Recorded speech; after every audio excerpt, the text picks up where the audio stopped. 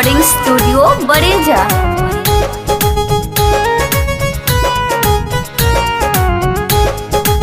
सुनी बात राजा कान खोल के, डाल जानी बात कुछ बोल के। सुनी बात राजा कान खोल के, डाल जानी बात कुछ बोल के। ले ले आइब दौरा कलश पवाए हे बालहम, ले ले आइब दौरा कलश पवाए हे बालहम। कर बसु छठ के बरतिया ये बालहम, कर बसु छठ के परबिया ये बालहम, कर बसु छठ के।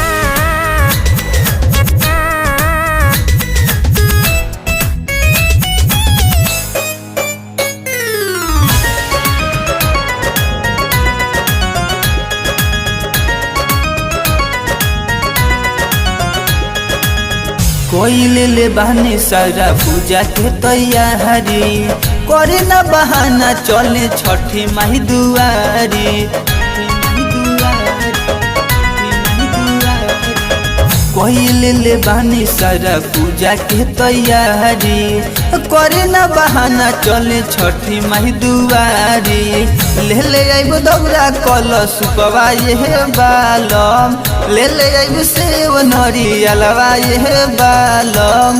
कर बसु छठ के बरतिया ये बालम, कर बसु छठ के परबिया ये बालम, कर बसु छठ के।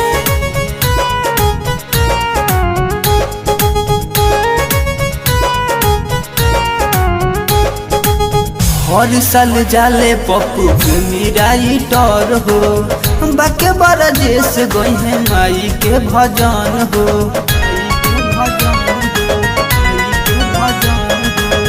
हर साल जाले पप्पू प्रेमी राइटर हो, बाके बरजेश गई है माई के भजन हो।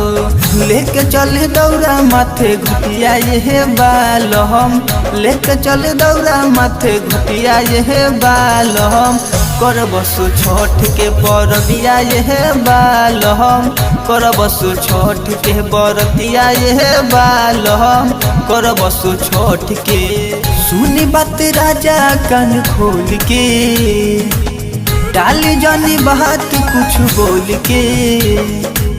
ले ले आइब दौरा कलश पवाए हे बालहम, ले ले आइब दौरा कलश पवाए हे बालहम। कर बसु छठ के बरतिया ये बालहम, कर बसु छठ के परबिया ये बालहम, कर बसु छठ के।